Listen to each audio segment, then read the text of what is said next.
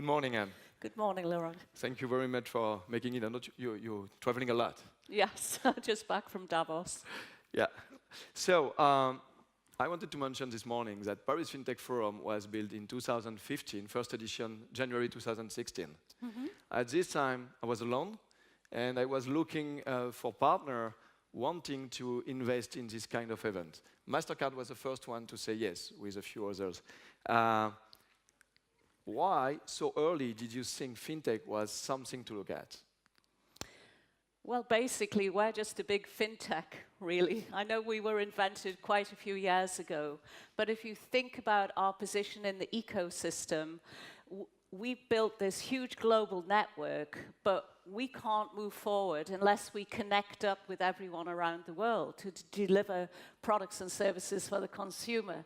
So when you came and approached us, we went, this is fantastic, because we really need to reach out to the startup industry and really allow people to come and piggyback off our network and work with us so that we can build the products and services that everyone needs, because otherwise, we'll be disrupted. We need to continually innovate. So you choose, because you were a fintech and now you are more the incumbent side. For most of them, I mean, when they come to us, they say, we'll do the new Mastercard or we'll do the new Visa, like they were saying, we'll do the new PayPal a few years back. So you choose to work with them instead of against them. Well, I mean, absolutely. You mentioned PayPal. I was with Bill Reddy at Davos last week, and PayPal run on our rails, and as does Apple Pay, as does many of, Samsung, Google. We work with Alibaba, and it's not just the big players, though. It's the small players, it's the startups that actually fuel the innovation of the future, which is why we've got programs such as StartPath that we've been rolling out around the world, where we look at thousands of startups and we actually incubate and work with about 250 to 300 a year. And some quite famous names have actually worked with us in the very early cycles, if you like. For example, Revolut. We work with all of the digital banks across Europe. I can see you've got N26 on your next panel.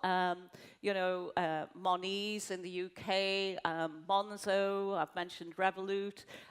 These are all wonderful players that can help us think through what is it that the consumer needs today, and how can we take our technology forward. Just, what was the most challenging thing for you and your organization working with all those new players? I think it's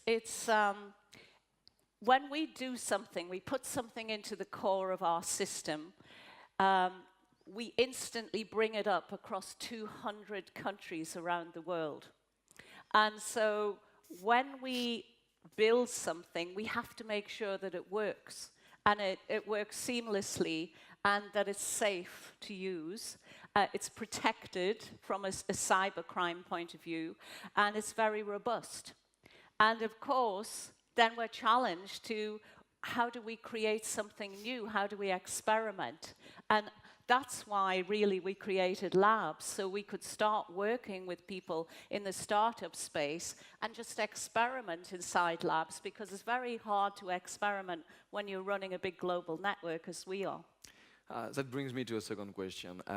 Being a global company, you must have a vision of digital transformation in the global finance industry as you work with everybody. So the world is broader than fintech. What are for you the key success factors for innovation in global local finance companies? You're right, it's much broader than fintech. I mean, if you look at a whole ecosystem, the way that we think about it, we say, what is it that people really need in their everyday lives? And that's why we're working on things like smart cities. People have got to be able to move around easily, which caused us to work with transit systems.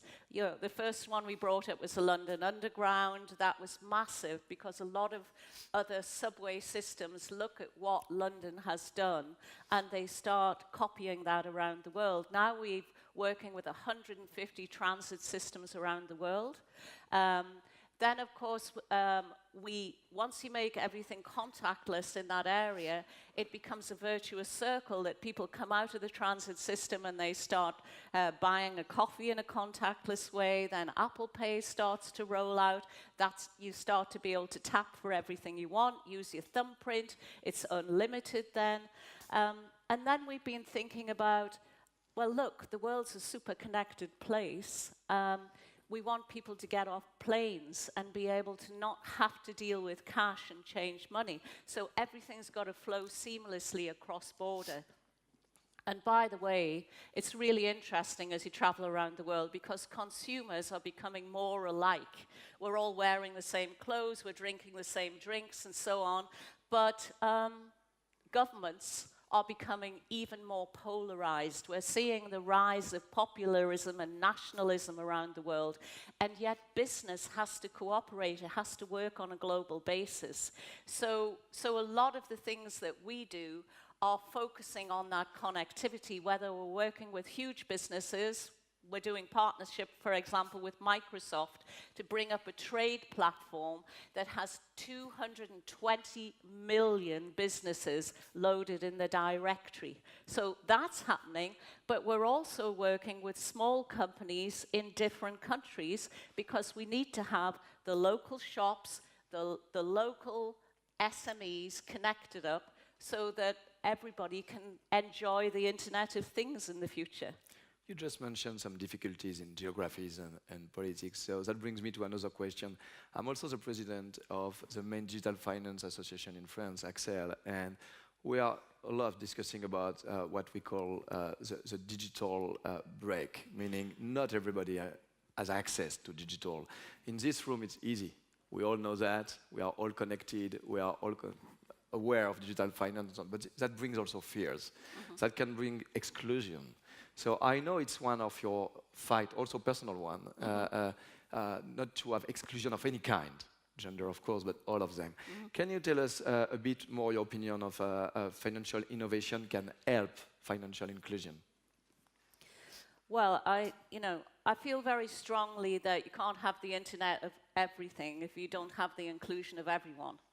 And I think actually if you think about it from a consumer point of view, digital identity is the real driver of starting to get people included right now. And it's moving to a much more sophisticated level. I've been here, well, not in this conference before, but in other conferences with you, Laurent, where we've talked about fingerprint, voice recognition, selfie, whatever. But now I think that the digital identity, big governments are behind it, and people are thinking, we don't want monolithic systems that could be easily hacked. Also, you don't need a really strong digital identity to do many things. There are different layers of it you need. And so we're building systems that can grab information from one place or another place and create a digital identity that will work depending on what function you want to perform. Obviously, if you're moving money around, you need a pretty high one. You know, if you're just sending a certain level of information, you may need a lower one. But the point about digital identity is it's the source of inclusion. Now, we were committed to bringing 500 million people into the financial system since 2015. We're up to 370 million now, so that's working. We can only do it through partnerships with governments, with local players, as we've just discussed. But the other area that I'm really excited that we're focusing on now is the SME population. You know, you're the CEO of a startup, right? It's actually been a really underserved area by the banks.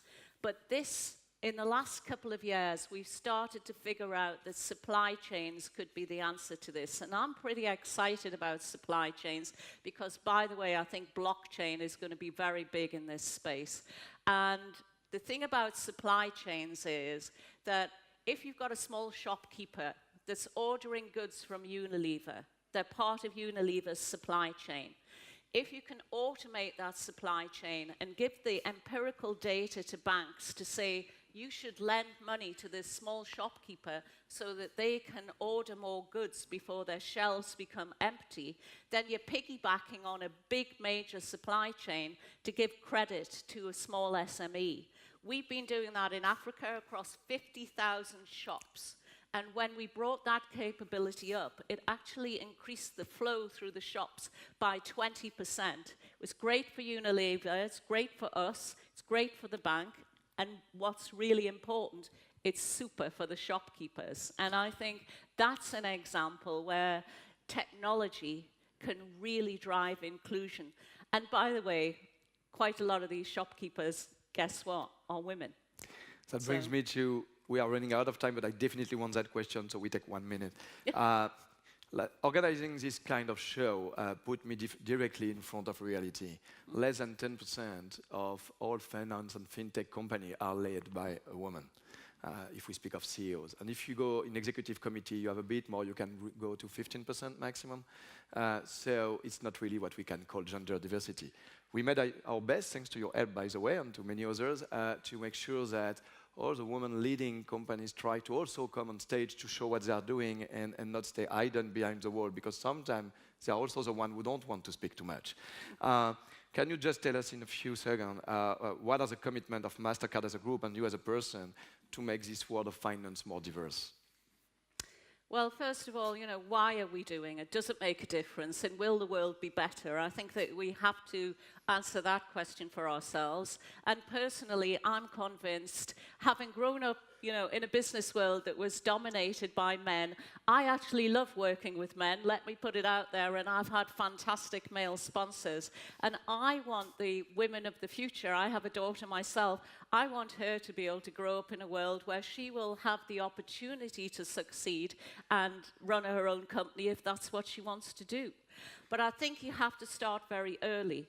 When I was in Israel a couple of months ago, I talked to one of the heads of the cybercrime firms, cyber protection firms. And of course, in Israel, the men and women go into the army at 18. And the cyber elite force is made of men and women. And I said, what percentage men, what percentage women? And the guy said, in the pure math side, I'm a pure mathematician, it's only 20% women. And he said, but in the pattern recognition analytics side, it's 60% women. And I said, that's really interesting. Why is that? And he said, well, actually, on the pure math side, women drop it earlier, girls drop it at school, and they don't even have the skills to answer some of the questions. And he said, but on the analytics side, it's much more an ability-led thing. And women just seem to be better at pattern recognition, which I thought was pretty interesting. My point being that actually there are so many different variety of jobs in the technology world, and that I think that everyone should have the opportunity to be the best they can be, no matter what. But we have to start very young. And that's why Mastercard's committed to working with girls around the world, starting at around about 12. And that might be too late, by the way, I'm thinking. But 12 years old to say, look, it's actually quite cool being in the tech industry. And we said we'd reach 200,000 girls. We're going to reach over 300,000 now. I think we'll extend the target to 500,000. Just bringing them in from schools and saying, look what a great career you could have. Thank you very much for that. Just wanted to underline that we worked very hard this year to try to make a difference in that. We will have a woman in finance lunch tomorrow with some ministers of finance, with a lot of leaders from banks and fintech to discuss and debate with that, helped by Deloitte consultant. And I didn't do it for you, sorry. I did it for my girl of 16, because I want she has a better word for her also. Thank you very much, Anne. Thank you. Thanks, guys. Thank you.